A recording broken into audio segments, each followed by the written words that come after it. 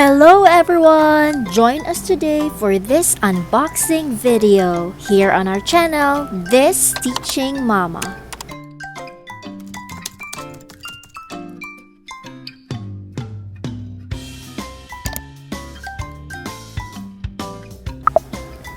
I bought this last year through an IG store named Mommy A Store.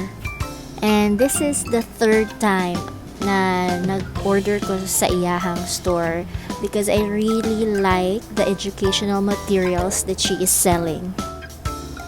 This phonetic twist blocks allow phonic practice with all the 5 vowel sounds. So it would be very beneficial and helpful for my daughter Kyla, who is learning to read right now. So this one fosters independence because the learner can twist the blocks as she practices the different CVC words. And earlier in this video, I showed you the dictionary that comes with it para you can explain right away what are the meanings of these words that she is learning to read.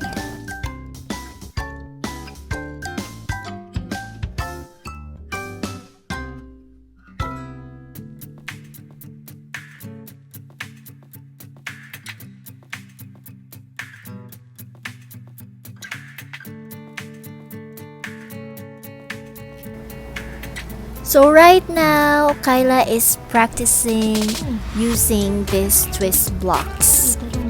Sige, read. B-A-D.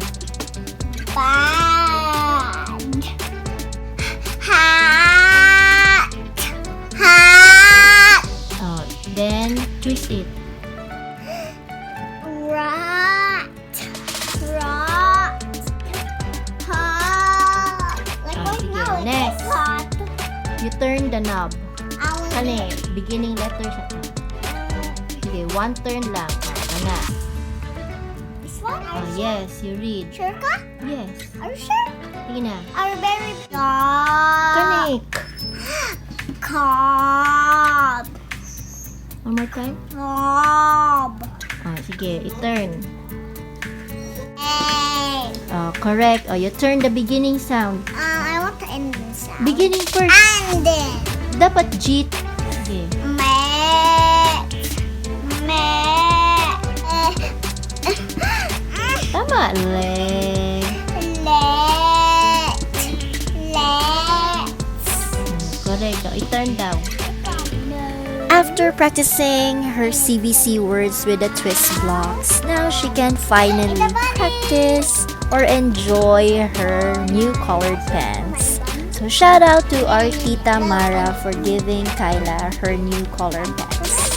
And that's it everyone, diri mahuman ang among new video on our channel This Teaching Mumma.